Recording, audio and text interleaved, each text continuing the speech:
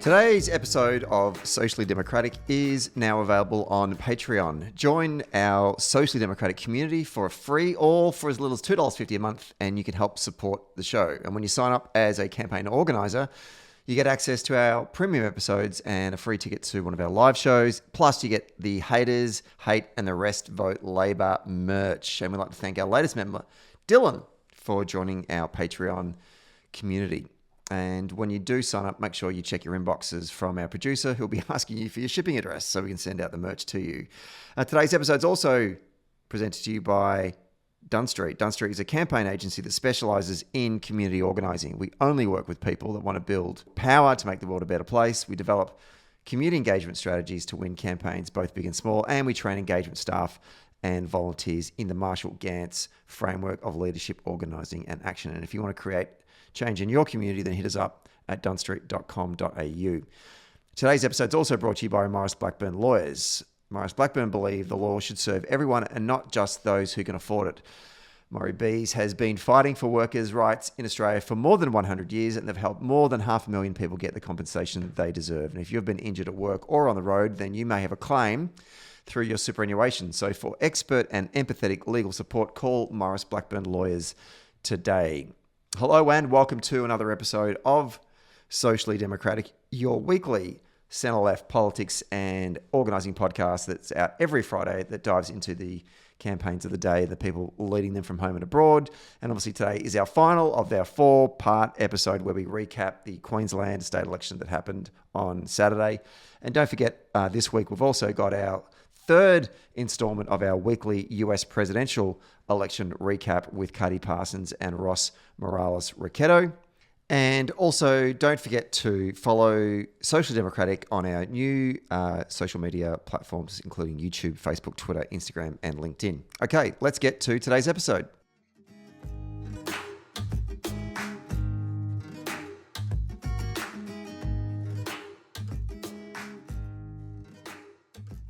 We are recording this one on a Monday afternoon in the lands of the Wurundjeri people.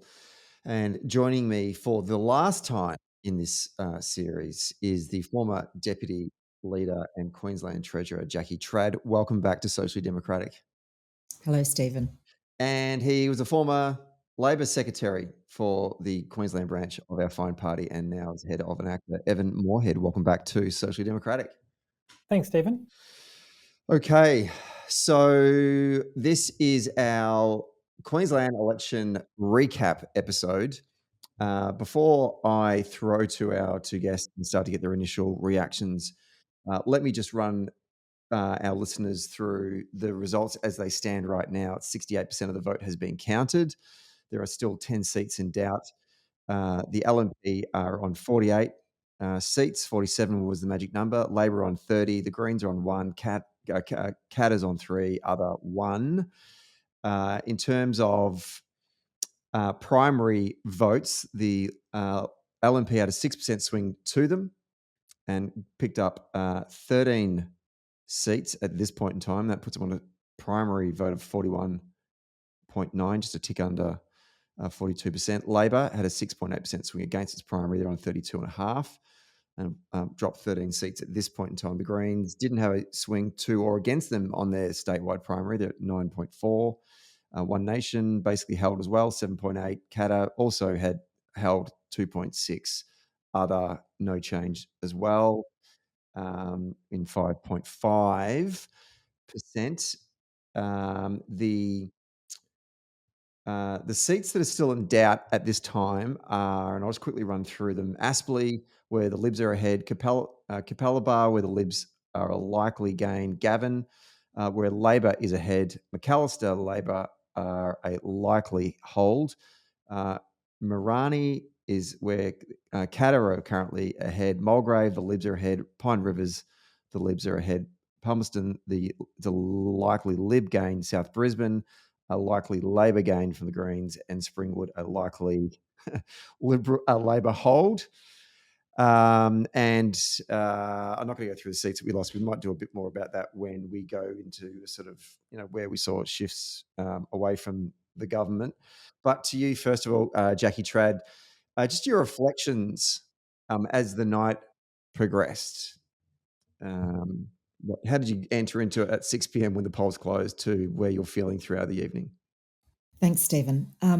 So I spent some of the day on polling booths in South Brisbane, and I have to say I was pretty pessimistic at the close of polls, and I sat down to watch the results. I wanted to see how it was all unfolding before I went down to the South Brisbane party or gathering. It was a gathering at that stage, not a party. And so as the votes were counted from the actual day, election day, I was actually feeling pretty buoyed. And looking at the statements and the body language from some of the Conservative panellists on the election coverage, I could tell that things weren't exactly folding or unfolding the way they wanted them. So I was feeling pretty buoyed at about 8 p.m., 8:30 p.m. But then, of course, all of the early voting came in, all of the pre-poll. And just to give you a sense, when Friday night came and pre-poll ended before election day on the 26th, 2 million Queenslanders had already cast their vote. So that's a significant amount of votes already in the kitty. And we talked earlier in this podcast around the early voting system and how it favours more the conservative side of politics. But it also reflects the fact that as the campaign unfolded and Stephen put more pressure on Crisafulli, the actual momentum came our way. So I was feeling pretty buoyed, but by the end of the night, it appeared clear that all of that pre-poll voting and the postal voting, which is still being collected now, is not cracking in Labor's favour. So it was a tense night. It was a really bloody tense night. It was, and the three of us are old enough now to have a bunch of election nights now under our belt. Some great, some not so great. And coming into it myself, I was thinking, what are we going to get here? Are we going to get like a federal 1996 thing where it was all over by 7 o'clock or, and so as the hours tick by, and I know that we're an hour ahead in the southern states, I was sort of going, 9:30. No, it's still okay. This is still interesting. Evan, what was your experience on election night? Look, losing's never fun, right? And particularly Queensland Labor doesn't do a whole lot of losing. But the last time we did, it was pretty tragic. And I think, like you're right, like last time we had like an election loss, we ended up with 7. And, this time around, we've ended up with an outcome which does allow us to rebuild and have a strong opposition. Like I did have a dare to dream moment that between 6 and 8 p.m. that there was a moment when Crisafulli's promise that he'd never do a deal for minority government would be put to the test. But by the end of the night, that had sort of faded. It really is like the difference in the voting was a real testament to like sort of the momentum of the campaign that, like it's obviously clear that we ended much stronger than we finished. And like you could see as the night went on, as those early votes came in, every couple of minutes, the LNP statewide primary was adding another point. So sort of can't win from there, right? We're going to talk about this episode is obviously a difficult one to do when you have a loss.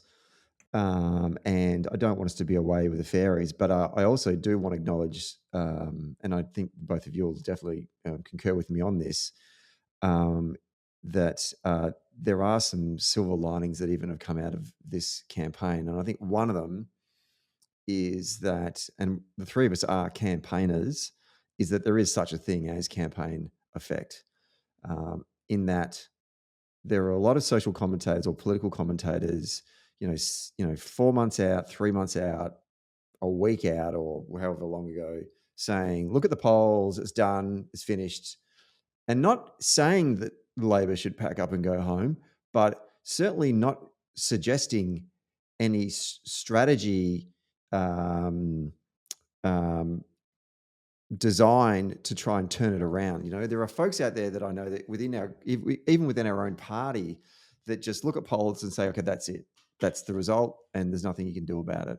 And we talked about this in previous episodes, was, this campaign led by Stephen Miles and by Katie Flanders is leaving nothing to chance, and they're throwing everything at the wall on this one.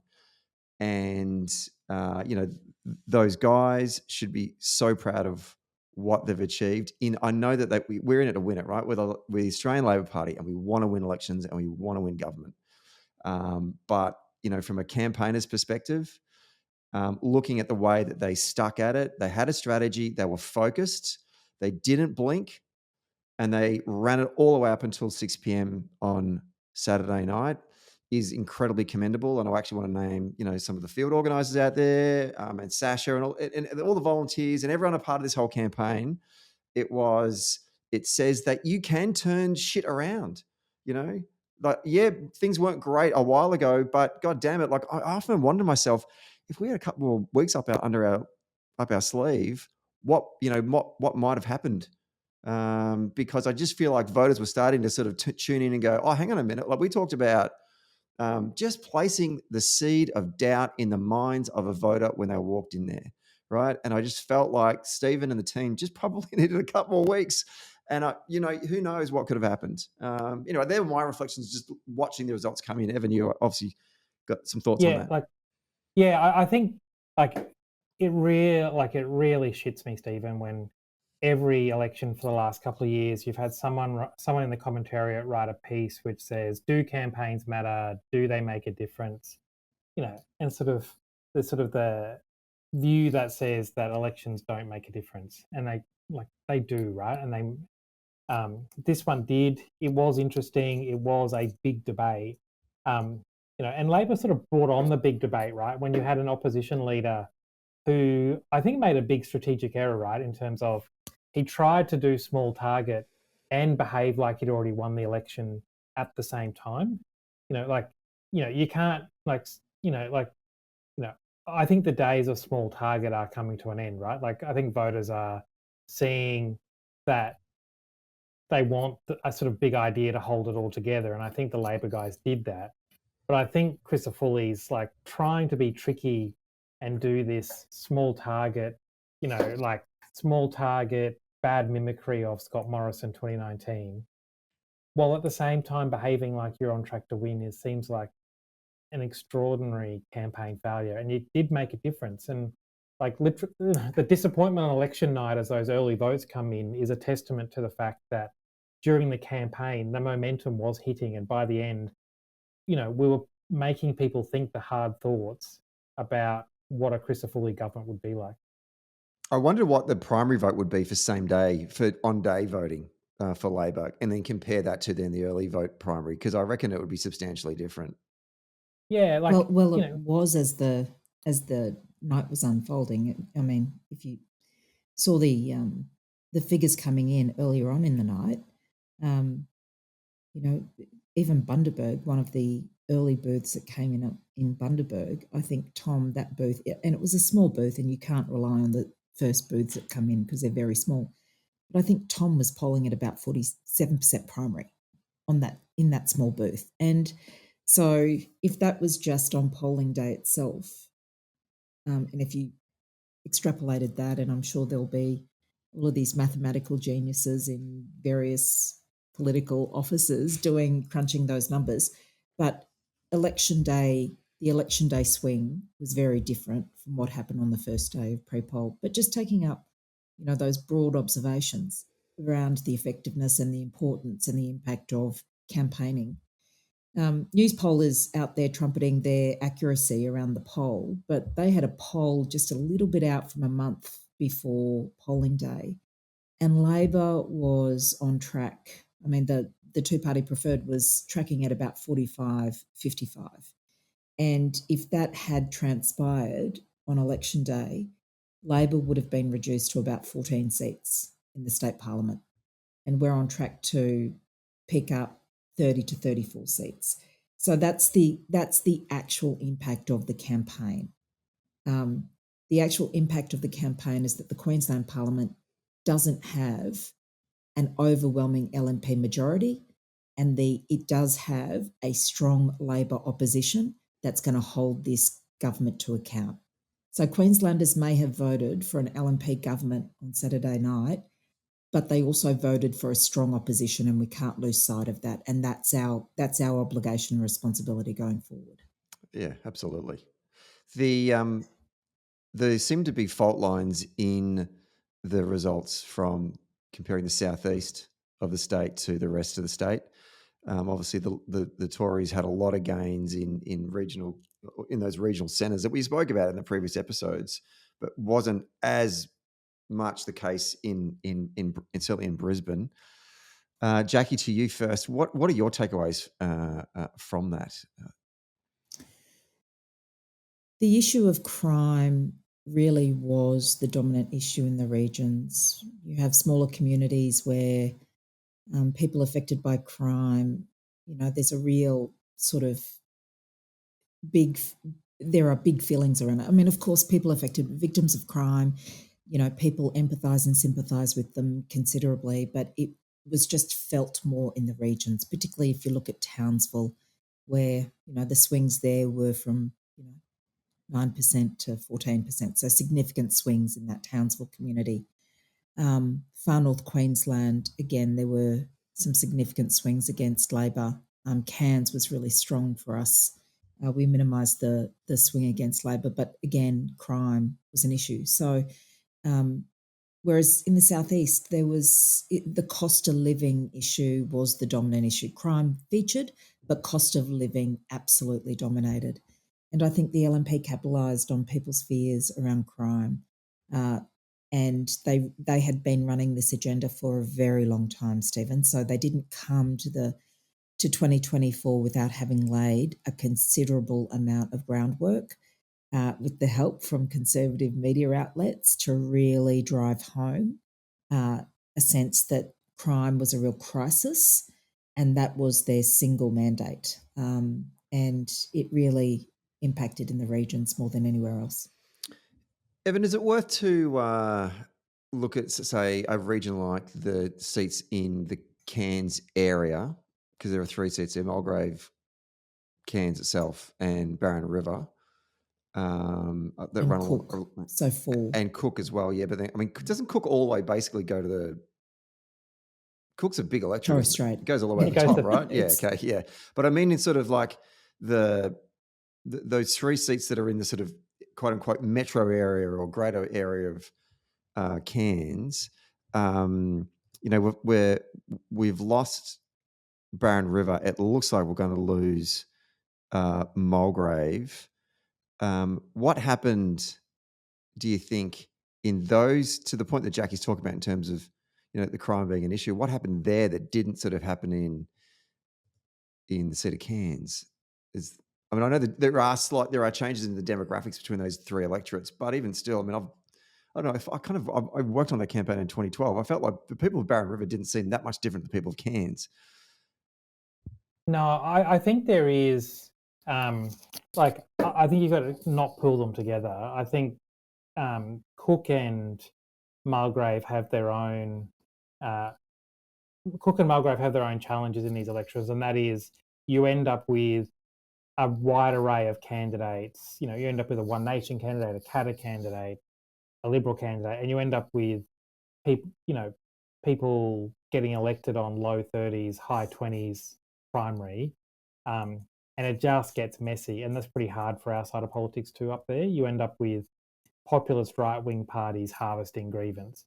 So, like the Mulgrave result, Labor's going to top the primary, but with 26% of the vote, and it's pretty hard to do much when you've got Katter's One Nation, a whole array of others in that space.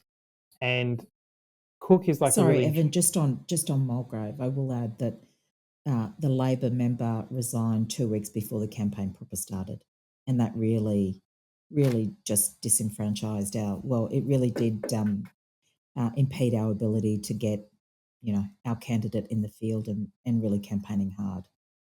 There was no runway. Mulgrave had no runway. Yeah, and like Cook's the same. Cook has like an array of candidates, but also you have like a big base in Mareeba, which has always been a struggle for Labor. no matter what. Ever since Mareeba got redistributed into Cook, it's been hard going. Whereas that traditional support amongst Cape communities, I think, is there, but it still means we end up with strong third-party votes from Katter and One Nation. Yeah, I also just think, Michael made the most of a high-profile role in the government and in that sort of voice for Cairns. I mean, I know you're sort of probably sick of us saying this, Stephen, but there is like in those regional seats, the capacity with your own media market to try your own luck, and you can see that in places where incumbent MPs retired in Rockhampton and Mackay, we lost to those seats which we've held on to for a long time. Whereas Bundaberg, Tom Smith was able to get a swing to him in Bundaberg. I think he had that time as an incumbent MP to build a profile, be seen as the champion of Bundaberg. It is an opportunity in those regional media markets to make your own destiny. And it made me reflect on, even in my own state of Victoria, with the major regional centres here in Victoria, Geelong, Bendigo, Ballarat. At a state level, Labor won those seats in '99 and have managed to hang on to them whilst recycling into new candidates. But even in 2018, we had two new candidates running in Ballarat, the two seats in Ballarat, and our track poll had our primary low, and the folks the other was quite high, and there wasn't any strong independent candidate. I think people were just parking their vote on other. And someone in the room who happens to be a native person of Ballarat said, "We're running new candidates. No one knows who they are." And we sort of went, "Oh shit!" And this was early in the campaign, and so we ended up just like bombing the poor citizens of Ballarat with those names, so people start to remember, "Oh, okay, that's who they are." Jag the seats, and they've been returned ever since. And you're right. I mean, country people, a lot of it is name recognition. It's not like I'm red or blue, but I know that person. That person's a good egg, and I'll support them. And I guess that has been a strength for Queensland Labor for a number of years, right? Because you have had settled candidates running in those regional centres. Has something happened in that transition that has enabled them not to be able to sort of bet in these new names, or in the time in the cycle where it's a long-term government and then you're bringing in new names, you're potentially exposing those new candidates to vulnerabilities that wouldn't have happened if maybe it was sort of after the second or third term or something. Yeah, no, exactly right. But you also, regional Queensland, it is easy to get the people of regional Queensland to hate Brisbane, and on this train of grievance. I suppose my word of warning to the LNP is that, the train of grievance that you've created in regional Queensland doesn't stop. It's going to come at you now that you're in government. And you've got this regional communities who do feel, disenfranchised, and, you're on track to have those, their legitimate grievances in your control now, and, fear the wrath of regional Queensland. Regional Queensland politics is pretty brutal. Jackie? I'll just say on the issue of far north Queensland, I know I said it in an earlier segment, but Michael Healy, the Labor member for Cairns, is just he is just a really interesting and quintessentially Cairns bloke, right? He is funny. He laughs at himself. He hangs shit on himself. He's actually really, really funny. But also, Cairns is a place, it's really interesting in terms of the abortion issue. It played a very big and significant role in the decriminalisation campaign. It is one of those regional centres where women's access to reproductive health services is critical and important. So in the major population centre of Cairns, you've got a lot of really good women's organisations that are very well connected, that would have actually, I think, word of mouth even, played a big role in terms of switching some of those votes. And I know that Michael feels passionately about choice for women. So I think the issue around maintaining the abortion as a health issue and not a criminal issue would have played out really well in Cairns as well. And a university there, young people. Yeah. Oh, look, isn't Jackie, you probably remember more than me, but Cairns was the site of the last known criminal prosecution for abortion in like 2010, A 2011. 14-year-old girl who had been raped, who had been then charged by the police for accessing RU486. It was a complete and utter, just outrageous situation. And, for that young woman to have gone through that, it really did galvanise, the debate in Queensland. And, a lot of where we are today is off the back of the trauma that she went through. And so you talk about silver linings, and that young woman was really the catalyst for the law changes in Queensland. So then let's turn our attention to the southeast and what are some of the pluses that we can take out of the results in metropolitan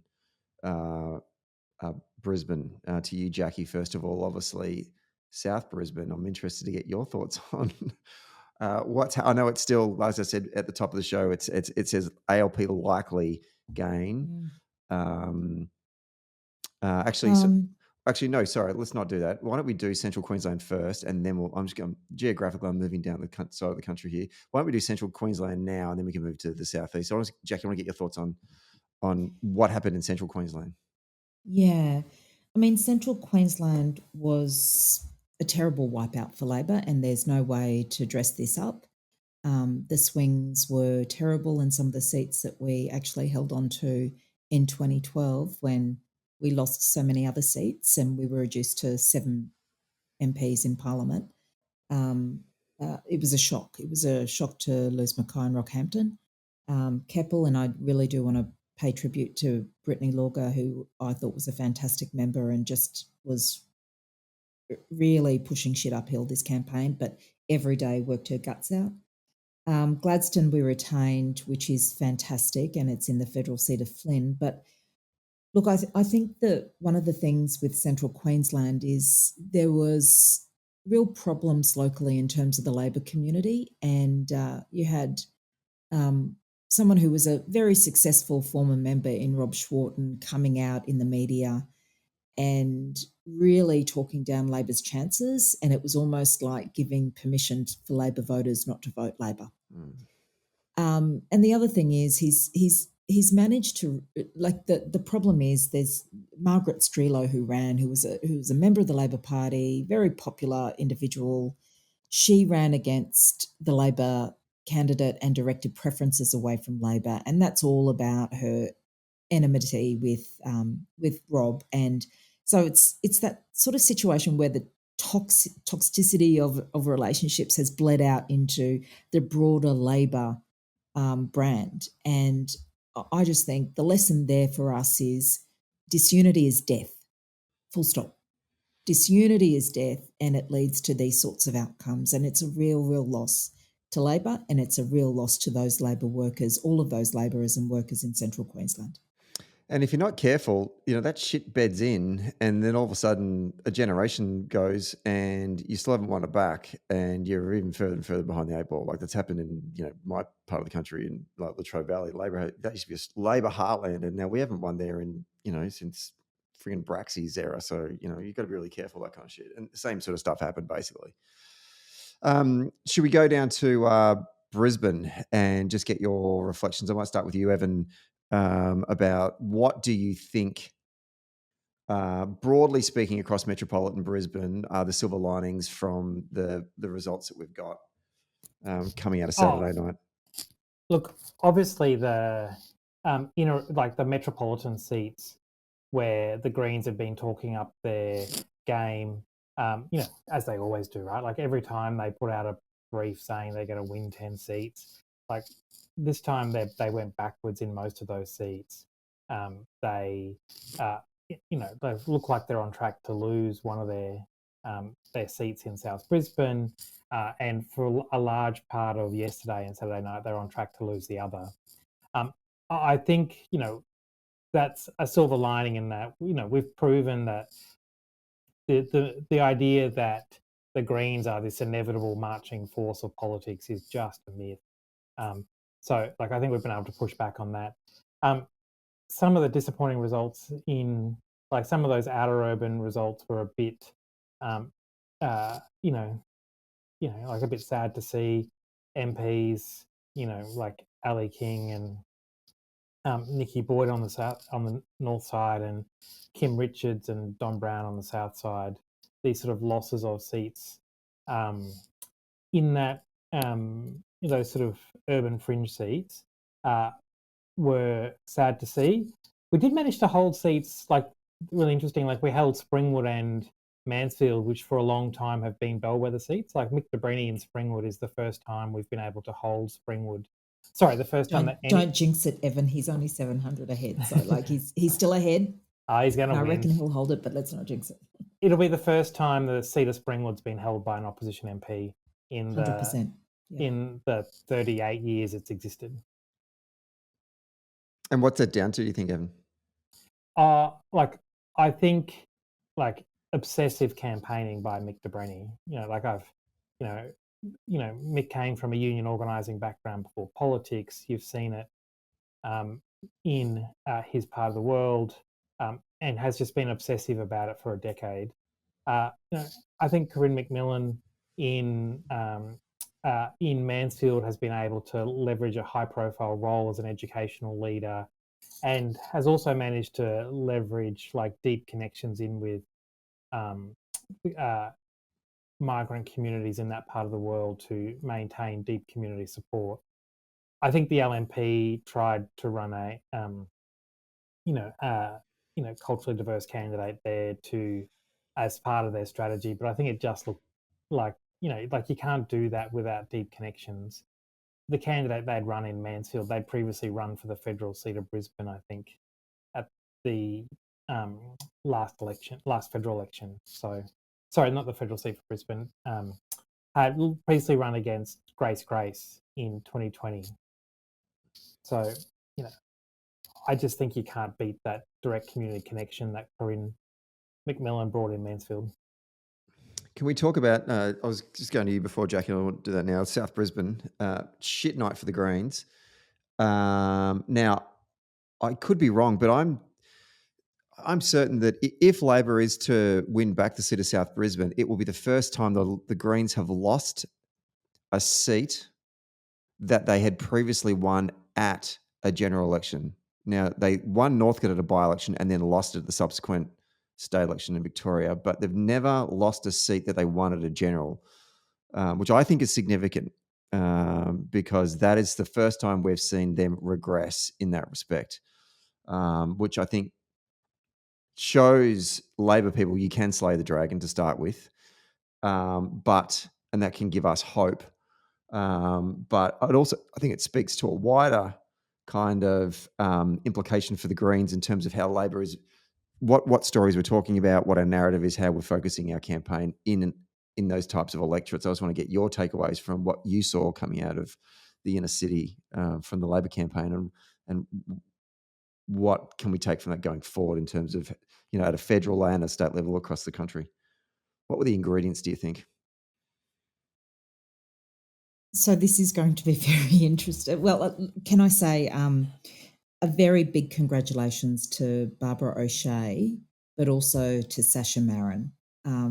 So essentially, Barbara was a very late comer to politics. So she's been a doctor. She's worked in communities with very high needs, homeless people with substance addiction.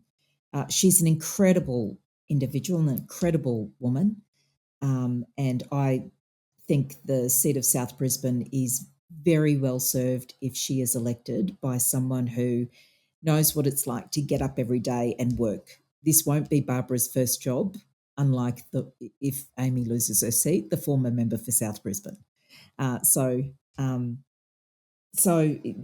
Barbara came to politics late, and she's got a career behind her. Her campaign was run on the smell of an oily rag. So Sasha was coordinating it after hours. Barbara knocked on doors throughout the whole electorate herself. Volunteers had been deployed to hold back the Greens in other inner seats like Greenslopes and McConnell and Miller.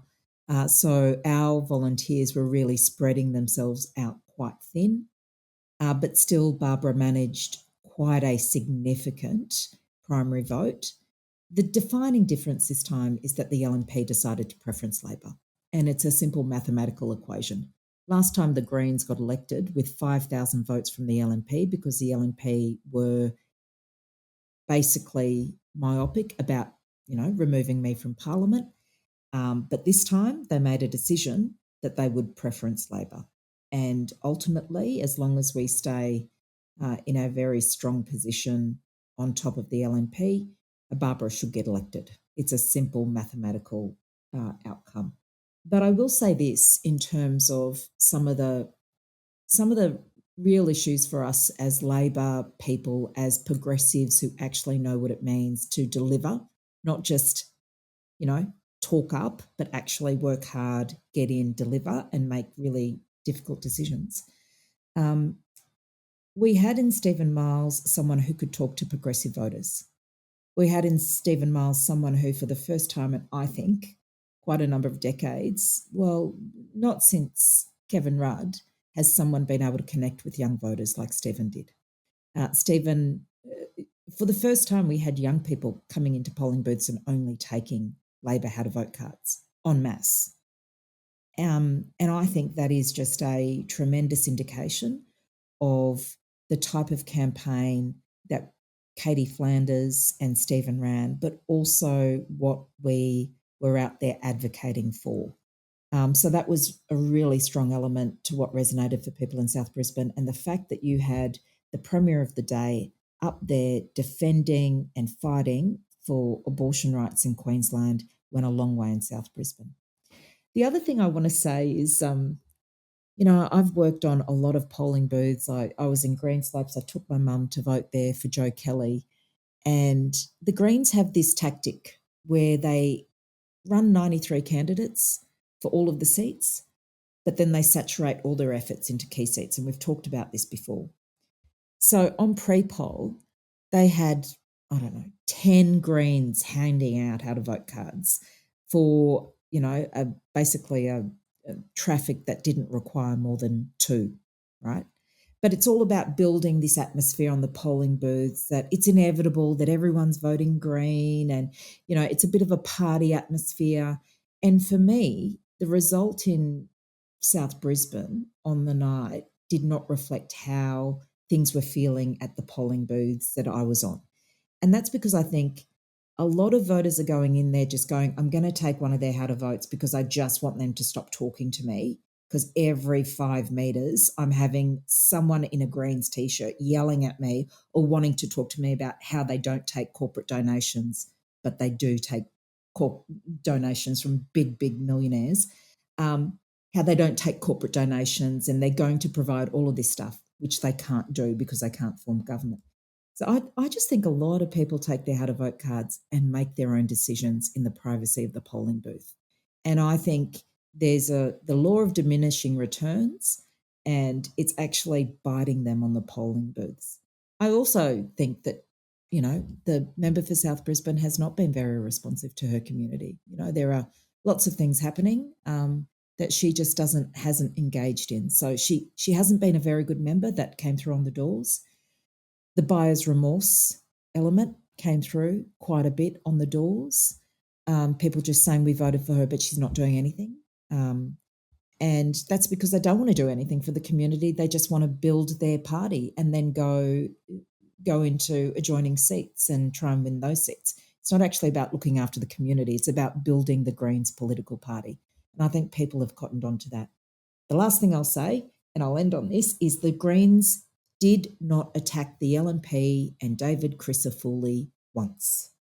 Their whole campaign was targeted against Labor, and I think that turned a lot of people off, considering how strong Labor was campaigning on issues that progressives care about.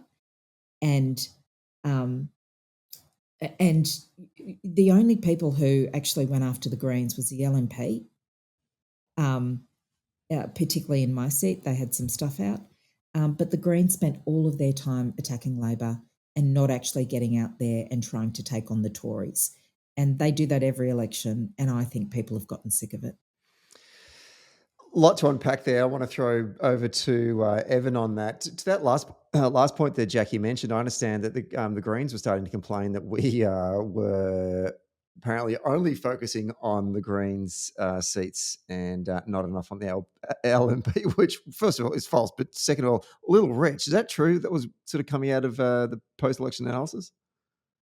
Yeah, there's been some grand claims by the Greens. The sort of grand claims by the Greens that it was some deep strategy to focus on them and not the LNP. Like, the reality is, right, Labor's a party of government, and we try and win seats everywhere to create a coalition that allows us to govern. Like, it's pretty clear. Like, we've been upfront about that for about 125 something years.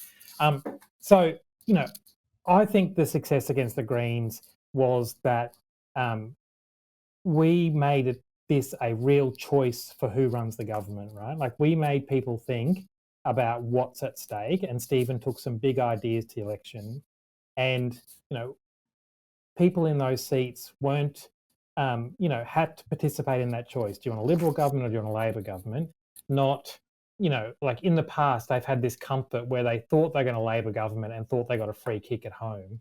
Well, this time we made them think about the big choice for government, and frankly, it's a pretty scary one, right? Like, like, I think one of the sort of the greatest compliments that Katie Flanders should take away from the campaign is that the Greens' corflutes on election day was essentially, we're going to keep 50-cent fares and we're going to protect abortion rights.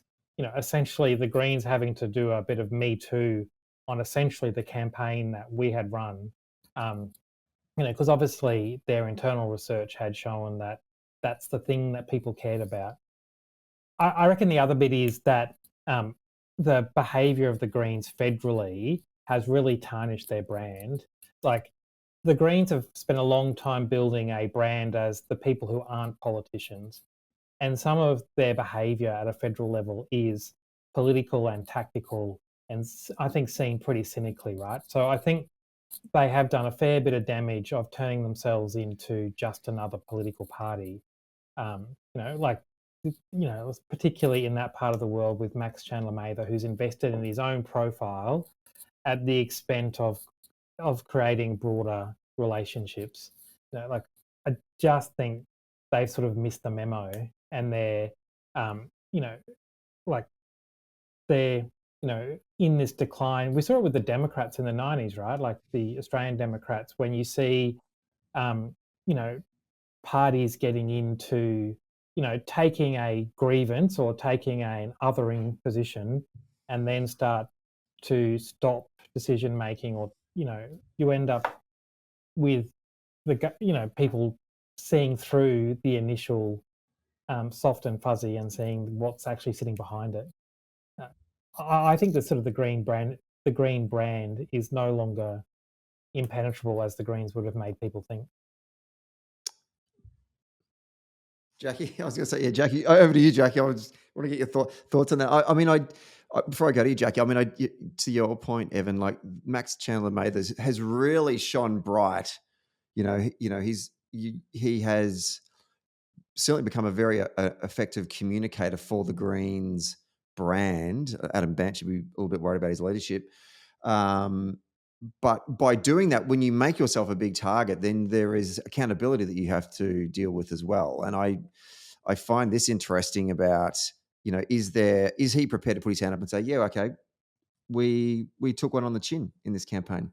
Or are they going to blame someone else? I feel there's not often with the Greens a lot of self-reflection to say, yeah, we probably could do better there, or maybe we've been outflanked by the Labor Party on this one. Certainly, the Labor Party, we're very good at self-reflection. One would argue we probably do a bit too much self-reflection and then put it through the papers.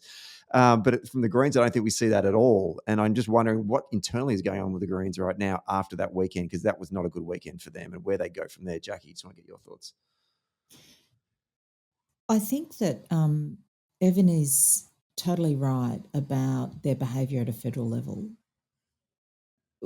With housing being such a big issue, and it's not just us saying that they are actually being the ones that are standing in the way of building new houses. You actually have Jackie Lambie saying it. You have Pocock saying it. You've got the not-for-profit housing sector saying it.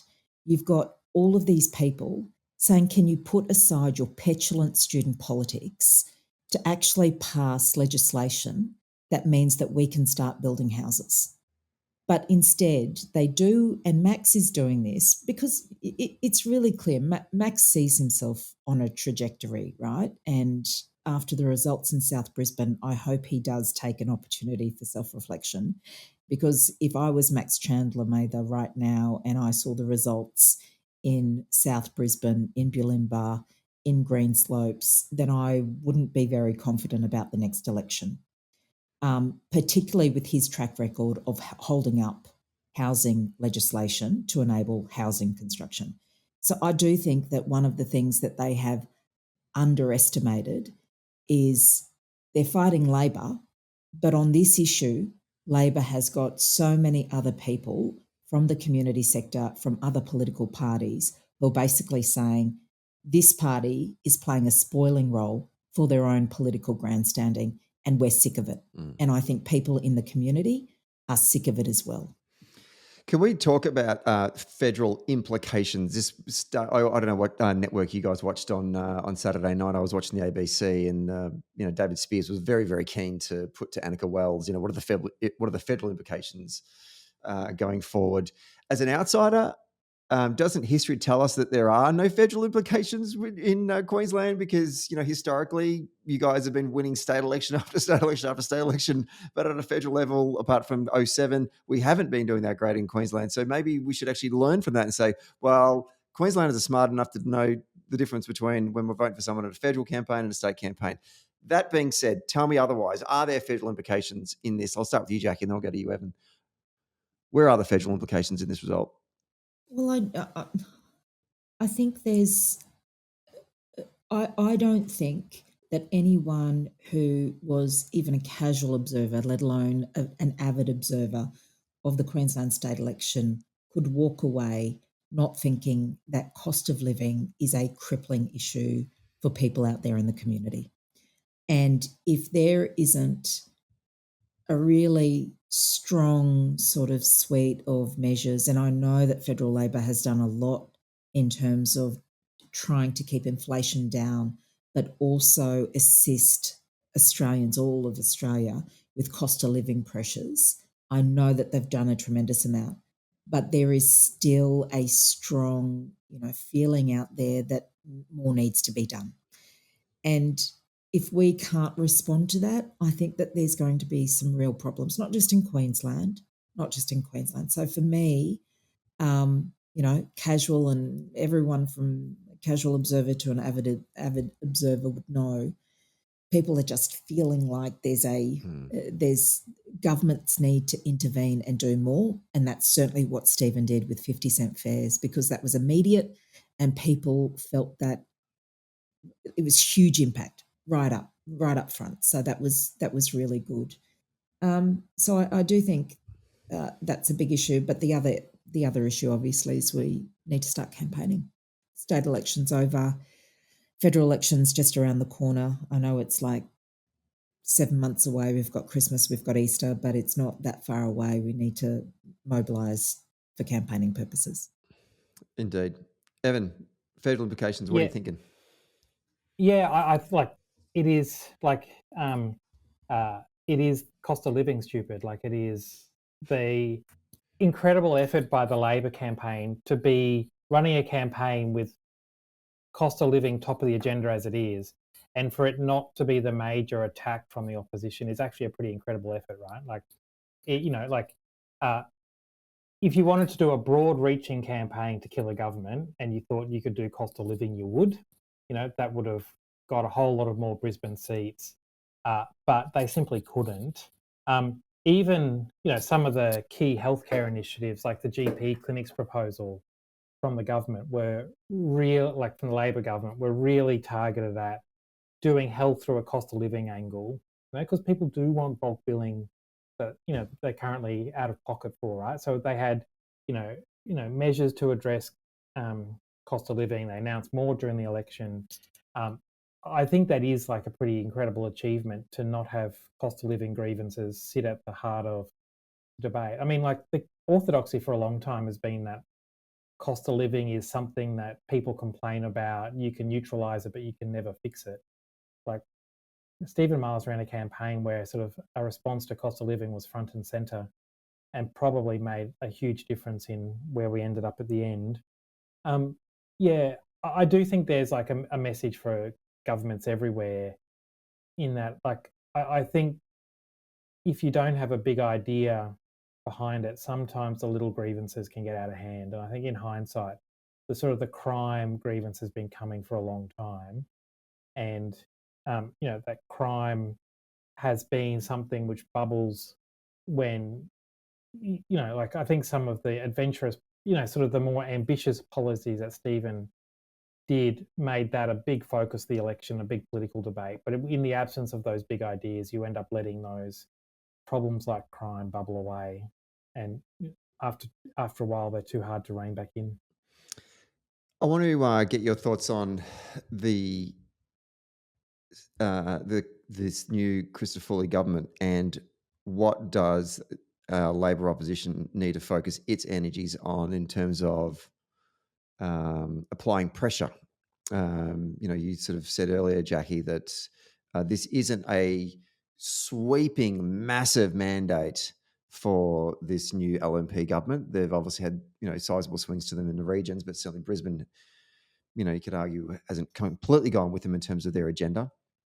So there is going to be some pressure points within their own caucus. And I'm wondering if, you're back in there in the Labor caucus on, Tuesday morning and you rock up again, where are you going to start to say, let's start to put pressure on these guys early? We even started to see it on the telecast on Saturday night. Like, I don't even know the woman's name, but she was getting questions about energy policy and nuclear, and you could it was already started to unravel. Amanda Stoker. That's it. Yeah, sorry, I should have. The new member for Udjuru. Yeah, already just starting to wobble. I was like, honestly, this is your first interview, and you've barely just won government. In fact, I don't think they had even won government at that stage. So, just she's a former federal senator, and she didn't bumble that. She knew exactly what she was doing. By leaving the door open for nuclear. Someone who I think I understand is not very. Anyway, I won't go there. But first up, can I say that I think it was really clear throughout the election campaign that the more pressure, the more scrutiny Chris Foley was put under, the worse he performed. So from my perspective, having 30 plus Labor MPs in there means you have more people working through, their announcements and the implementation of their commitments, working through the estimates process and holding the government to account. So from a first basis, they should take incredible heart in the fact that there are a lot of comrades in there, and they have the ability to do a lot of good scrutiny, a lot of good holding the government to account. Obviously, there'll be the honeymoon period, and everyone needs to just grind through that in terms of building a portfolio of issues that they're going to be really focused on and making sure that they're holding the government to account. But after the honeymoon period, Chris Foley has made some very, very big commitments, and he has put his own leadership front and centre in terms of stepping away if he doesn't meet those commitments. So I just think there's a lot of opportunity for people, for the Labor caucus to buckle down and do some work. The other thing is, Chris Foley has never held an economic portfolio. He's held a stakeholder management portfolio under the Newman government. In his deputy, he's got Jared Blay, who I think, contributed quite significantly to the Newman loss, just in terms of his personality and temperament. And I just don't think that there's a lot of talent there in the front bench of the LNP government. So again, lots of opportunities there. And I think, opposition is very hard, but we all know that in opposition, you don't get a lot of scrutiny. But when the spotlight got turned on Chris Foley during the campaign, he didn't perform very well. But that's what his life is going to be like for the next 4 years. And there's lots of opportunity in that for Labor. And new governments are basically a startup, really, when you think about it. The whole operation is a startup because you not only is there new ministers, but there's new staff that come in there that staff them and the premier's office, and they're all in this new job and they're all looking around and wondering what they do. Basically, they're full of rookies and they're going to make rookie mistakes. And I guess it's on us to really kind of glaringly expose that, which then applies more and more pressure on them to then try and make sure that they're performing. Evan, your reflections on what we should do? So I think there is that key opportunity with some of those commitments that he made. We should be tying him to them ASAP. Uh, I think the challenge is for Christofouli is that his mandate is often full of glib one-liners and, sort of trying to avoid answering questions for a long time. And I think that's going to come back to haunt him. He is going to be people are going to hold him to his rhetoric, not his policy document. Like the idea that somehow he's going to put a caveat on his "I'll resign if crime doesn't go down" commitment by just putting "subject to population growth" seems like something that you might get away with in a parliamentary debate, but you're not going to win at the pub on a Friday night. I do think the team around him has like a couple of problems. Like you've got Jared Blay, who reminds people of Campbell Newman every time he does a press conference. People might remember in 2015, part of the LNP strategy was to make Jared Blay do press conferences in Augathella and Charleville and Winton and places where media could never get to. It was genius strategy, like I say. But every time he stands up, he reminds people of the Newman government. Look, and you can see Janetsky, the sort of shadow treasurer, they hit him for most of the campaign. He had a pretty odd performance on Saturday night on the panel. I hear today that they're on track to essentially make him the shadow treasurer while making the deputy premier and minister for finance over the top of him. Like we're getting into some pretty cooked areas to hide some big weaknesses. But I think the most interesting bit is like Freya Ostovic got caught during the election with some weird views about abortion and breast cancer, and like that's not uncommon amongst their people. Like there are some freaks and weirdos in the show who they have been managing to hold back on the hunger of winning, who we're going to get into some weird stuff coming forward, Stephen. Like I don't think you can underestimate what's going to come out of that backbench or even some of those junior ministers who've been getting away with that nonsense for a long time, and now they've got the keys to government and they're going to have journos ask them tough questions day after day after day. Could be fun. Any final? Where are we? We're almost at an hour. I just want to get some final reflections before we wrap up. I'm just looking through my notes if I covered everything I want to talk about. While I let you guys think about your final reflections, I watching the ABC coverage. It's actually kind of cool not being a party official anymore because you get to actually watch the coverage at home. I haven't, certainly in my own state and the federal, I haven't done that in years, but I enjoyed it. But on the ABC, that massive wall with all the seats that hadn't been decided what was that all about? That was just average. Like the poor woman just kind of, we got thrown to every now and then, and she would just like kind of count them for us, in which we could see anyway what color they were that were to be decided, and then sort of weirdly throw back to them again as if we didn't learn anything new. Other than that, I thought Anthony Green was fine, but it's just funny when you think about how they do it in the United States, like Stephen Kornacki on MSNBC for like the presidential election. It's so elite. And sometimes our broadcast just looks like,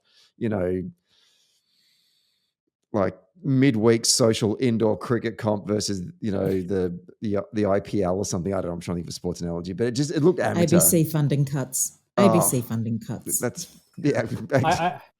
I did enjoy during the night when they were cutting in and out, you could see Anthony Green yelling at the other people on set, complaining about the coverage throughout. Like I suspect Anthony Green's a bit of a tough taskmaster when it comes to a quality product, and you could see them arguing about it.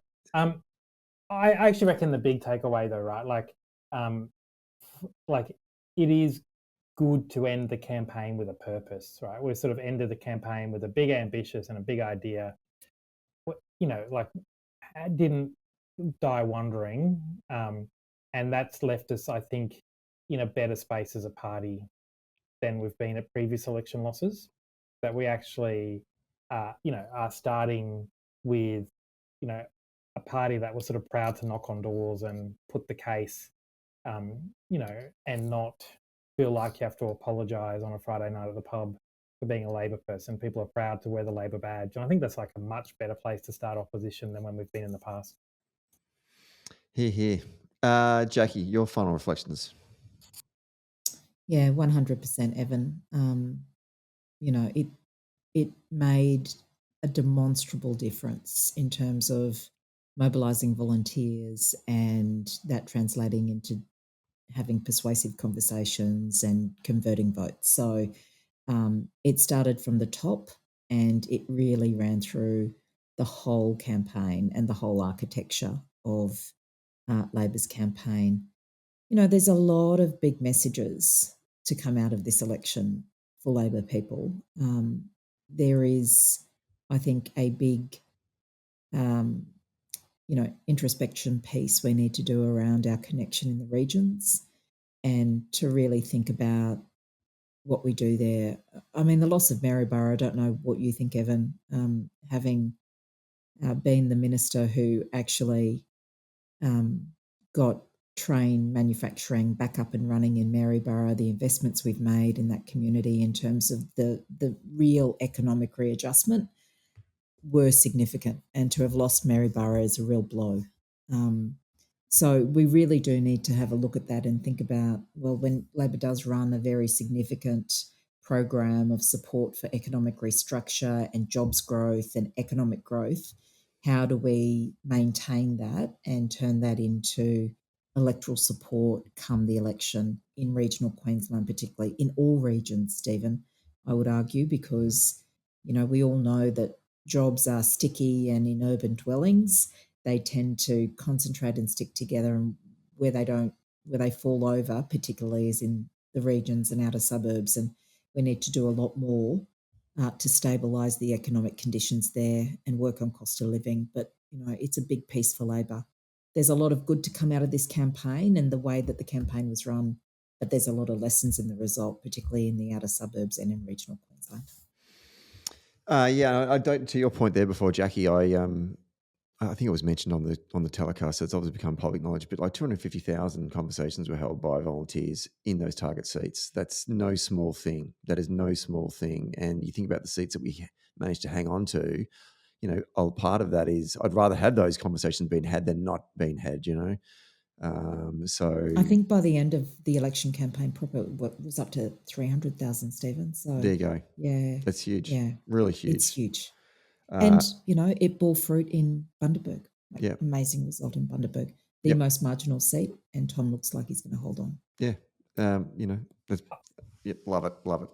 I reckon one last observation from me, and that is I reckon Stephen really took a punt on putting a real Stephen out on digital channels in sort of, some behaviour that other people, other politicians might think as cringeworthy, or, Christopher Foley stayed in a suit the entire time, whereas I think Stephen was prepared to be a real human online, particularly using new platforms, and I think that gave him an edge with those younger voters that, that we are trying to win back. I think, I think it is like a new side to Labor where we've got to actually be a little less stuffy and a bit more down to earth and have a bit of fun in it. And I think Stephen took to it with gusto. I know there's plenty within the show who were initially, saw it as too risque, but I reckon it sort of paid dividends in terms of connecting with young people. Like I've had people I work with who tell me that their kids have seen it, engaged with it, thought it was interesting, and voted Labor. I think it's sort of worth, if in the strategy of giving everything a go, putting yourself out there to that young people demographic is a really important one. It's a really good point you make. I mean, the authenticity of Stephen came shining through on that platform. So I don't know what happened at some moment in political communication and behaviour, but there was a period there where leaders were very sort of risk adverse and worried about the impact of doing something that probably downright, if you did do, voters would identify with that and go, oh, that's actually just what a normal human being would do, as opposed to trying to act like a human being, act like a politician. You know, some politicians stop from the moment they get elected, they stop being themselves and they just start being a politician. And I think we need our leaders to come back to actually start being themselves and communicate and express who they are and what their values are. And that shone through with Stephen, you know, and I just think... Well, I think on that point, what tends to happen, certainly in my experience, if you're a politician that sort of steps out of the sort of, you know, etiquette appearance box, the mainstream media just jump on you, right? Like there's this real backlash and, you know, all of their audience tend to comment in the comment section, never read the comments. You know, there's a pile on.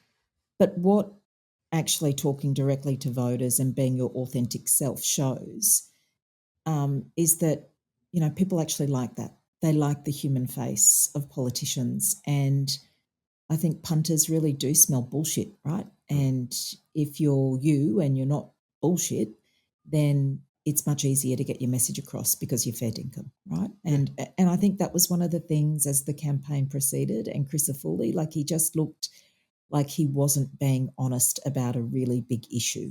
And I think that really impacted how people saw him towards the end of the campaign, particularly as preferred premier. So anyway, look, there's a lot of lessons there, but absolutely Stephen and Katie should take a lot of heart in how they conducted themselves during the campaign. Sounds like, Jackie, putting your hand up to head up the review. Is that going to be your ballywick, Evan? Are you going to do that? No, I don't think so. I've had a long history, Stephen, of doing reviews of losing campaigns. No, I don't think this one's for me. You're done. Fair enough. But a long history of running winning campaigns. So there you go. Yeah. Usually I'm the last person you want to see after an election campaign. Yeah, the grim reaper of post-campaign debrief. Fair enough. All right. Well, can I just say this to you two? Thank you so much for your time and your energy and your contributions over the course of these 4 episodes. They've been wonderful, and the feedback that we've been getting from our viewers across the country has been nothing short of positive, and they've enjoyed, as I have enjoyed, the stimulating conversation that we've had and examining that is the complexity that is a Queensland election. I felt like I've lived there for the last 4 weeks. So to you, Jackie Trad, thank you so much for coming on the show over the last 4 weeks. And to you, thanks, Stephen. And to you, Evan Moorhead, thank you so much as well. Thanks, Stephen. It's been great fun. Yeah, it's been a real privilege. Thank you. And thanks to everyone who's been listening. All right. I'll do some homework before we wrap up. So this is this week's episode. Don't forget, there's also a US presidential episode dropping this week with Katie Parsons and with Ross Morales-Ricchetto. This is it. That will be our final episode before Americans go to the polls. Getting nervous about that one as well. And obviously then we'll do a recap after the election next week as well. So, but obviously there's 2 pods dropping this week. Otherwise, thanks everyone for listening to this whole series on the Queensland election campaign. And we'll talk to you all soon.